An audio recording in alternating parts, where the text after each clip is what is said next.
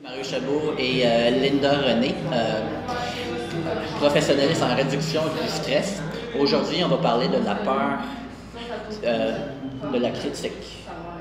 Oui, du sentiment, de la crainte d'être critiqué, qui se manifeste dès qu'on veut prendre de l'expansion, dès qu'on veut prendre de la visibilité. Immédiatement, ce qui monte à l'intérieur, c'est Qu'est-ce que les gens vont penser de moi? exactement comment je vais être reçu. Est-ce qu'on va me trouver bon? Est-ce qu'on va rire de moi? Est-ce qu'on va... Pour qui se pense? Oui, c'est ça. Est-ce qu'on va... C'est ça. Est-ce que je vais vivre de l'humiliation? Ce qui fait vraiment... Ça fait terriblement peur, ça. Donc, en dessous de ça, ce sentiment-là, de cette peur de critiquer, c'est qu'il y a un très grand besoin d'approbation. Ça, le besoin d'approbation, c'est quelque chose qui, à l'origine, date du temps où on vivait en tribu. On vivait en tribu, et ça, c'était une question de survie, d'être dans la guerre. Pour être dans la tribu, il fallait tout penser pareil, il fallait être approuvé. Si tu étais approuvé, ben là, tu allais survivre. Parce que si tu étais exclu, ah ben là, le danger, c'était très grand d'être... Tu sais, quand on disait, maintenant, pour punir quelqu'un dans un pays, on l'exile, et ça, c'est douloureux, ça, tu sais. Donc, ce besoin d'approbation-là, c'est lié à la pulsion de survie.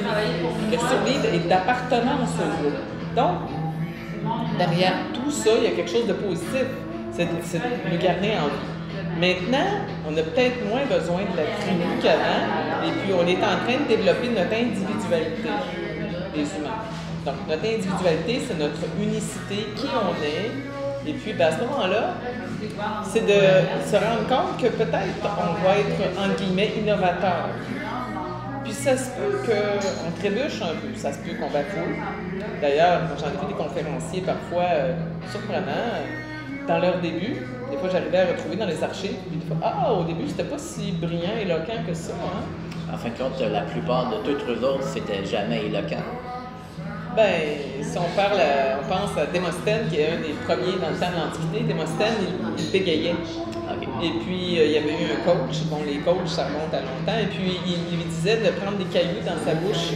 Et puis, les cailloux allaient faire que sa mâchoire, en tout cas, bref, ça l'a empêché de bégayer. Et puis, il a pu exprimer quelque chose sans se sentir ridicule. Fait qu'en tout cas, tu sais, peut-être que le besoin d'approbation, il faut lui donner une place, mais pas toute la place. Et puis, lui donner la place de s'approuver nous-mêmes.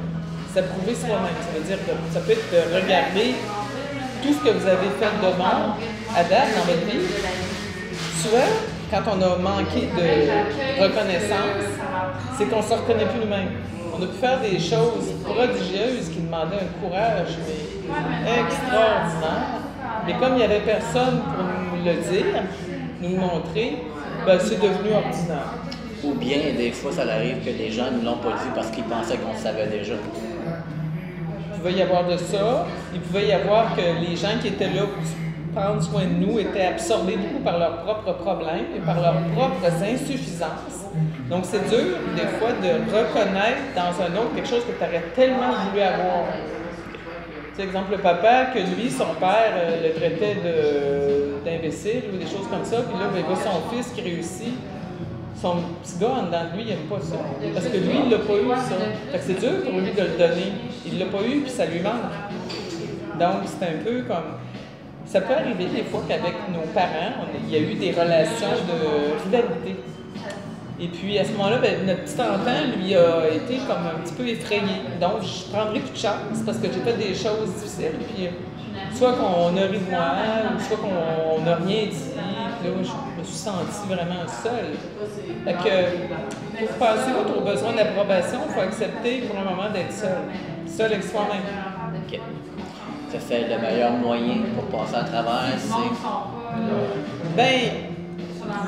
de s'apprécier soi-même. De s'apprécier soi-même, de se féliciter soi-même. Puis de se dire qu'on ne peut pas plaire à tout le monde, Bien ça, de l'accepter. De l'accepter. Et puis de prendre des chances. Moi, j'ai organisé des groupes. C'est arrivé des fois que le groupe était beaucoup moins grand que j'aurais pensé. Mais ce que j'ai trouvé drôle, c'est quand j'ai fait des recherches et que j'ai vu que l'initiateur de ces grands groupes, ces premières rencontres, il y avait eu un gars, un seul gars. Ouais. Là, j'ai fait, mon Dieu, un seul!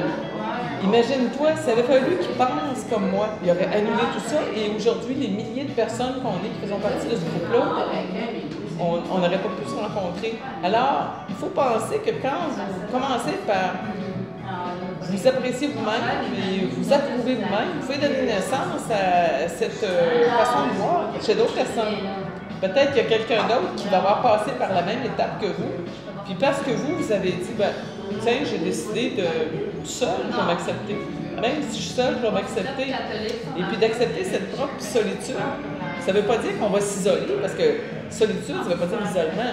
Ça veut dire je vis avec moi-même en paix, je m'endure, je m'accepte, je m'aime comme je suis. Mais une fois que je m'aime suffisamment, en général, je vais avoir le goût de m'ouvrir aux autres. C'est de s'aimer, comme j'ai dit. Ce qui est important, c'est de s'aimer soi-même. Puis, on peut pas plaire à tout le monde, ça fait. C'est ça. Plaît-toi en premier. Comme je dis souvent, moi, c'est comme. Puis l'autre personne que je dois plaire, c'est d'amour. Aussi simple que ça. Parce que c'est super important. Des fois, on se concentre à vouloir plaire à quelqu'un dans notre vie, puis malheureusement, il n'en vaut pas la peine. Ben, on peut dépenser une énergie folle. C'est ceux d'entre vous qui avaient manqué de ce reflet rassurant, ben, en général, vous allez vous retrouver vers des gens similaires. Parce qu'on va recréer le même scénario que le scénario d'origine, jusqu'à ce qu'un jour, on découvre que oh, ça marche pas cette affaire-là, je suis pas heureux là-dedans, moi, je gagne quoi finalement? Donc, c'est prendre le risque de cette fameuse solitude. Mais un coup, une fois que tu l'as accepté, tu restes pas seul. C'est ça qui est intéressant. Parce que cet amour que tu portes, un amour véritable, comme tu ne mettras pas ton enfant en pénitence dans sa chambre, mais toi-même, tu vas t'enlever de là, tu vas qu'est-ce que j'ai à gagner, moi, à m'exclure moi-même. Donc, il faut s'inclure dans toute l'expérience humaine, puis savoir que justement, les grands champions et championnes de ce monde, c'est des gens, des fois, qui ont pris bien des chances, qui ont fait bien des erreurs, et puis que, on dit, ben, c'est pas si grave que ça, puis on continue. Parfait. Je te remercie beaucoup, Linda. Ça fait on se reparle la prochaine fois d'un autre sujet.